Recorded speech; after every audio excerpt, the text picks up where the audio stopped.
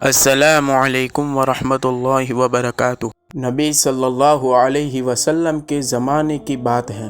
ایک بار ہمارے پیارے نبی صلی اللہ علیہ وسلم رات کے وقت میں کہیں پر جا رہے تھے، تب راستے میں ایک گھر کے سامنے سے آپ کا گزر ہوا۔ آپ نے اس گھر کی طرف دیکھا تو اس گھر کی چاروں اور فرشتے حفاظت کے لیے کھڑے تھے۔ نبی صلی اللہ علیہ وسلم حقیقت جاننے کے لیے گھر کے اندر تشریف لے گئے۔ تب اندر جا کے دیکھا تو پورا گھر نور سے مہک رہا تھا۔ تب آپ کی نظر گھر کے کونے میں پڑی۔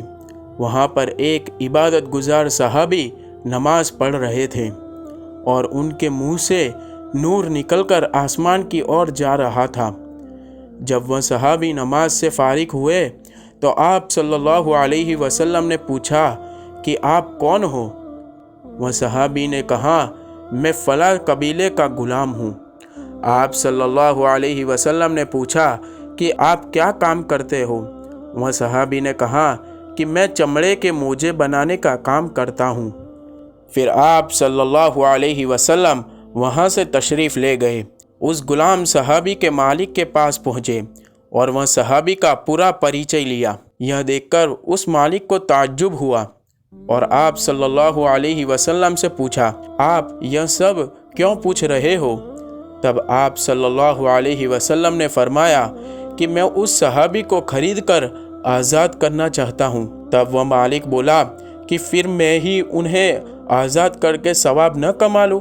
آپ نے فرمایا تو پھر کیوں نہیں، آپ ہی آزاد کر کے ثواب کما لو۔ اب اس مالک نے اس غلام صحابی کو آزاد کر دیا۔ اب وہ صحابی پہلے سے زیادہ عبادت کرنے لگے۔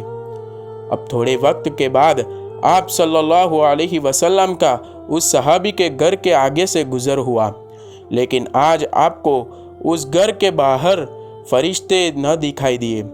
اب آپ گھر کے اندر تشریف لے گئے۔ گھر کے اندر آتے ہی آپ بہت ہی اداس ہو گئے اور آپ کی آنکھوں سے آنسو بہنے لگے، کیونکہ وہ صحابی سجدے کی حالت میں اللہ کی رحمت میں پہنچ چکے تھے۔ ابھی آپ وہاں پر کھڑے ہی تھے کہ تب حضرت جبرائیل علیہ السلام آئے اور نبی صلی اللہ علیہ وسلم کو کہا کہ آپ انہیں غسل مت دینا، کیونکہ اللہ کے حکم سے ہم انہیں پہلے ہی غسل دے چکے ہیں، آپ صرف انہیں کفن پہنا کے دفن کر دیجئے۔ وہ صحابی کتنے اونچے درجے کے صحابی ہوں گے کہ ان کے گھر کی چوکیداری بھی خود فرشتے کر رہے تھے اور ان کو غسل بھی فرشتوں نے دیا۔ اتنے مہان صحابی کا نام حضرت یسار خفاف رضی اللہ تعالیٰ عنہ تھا۔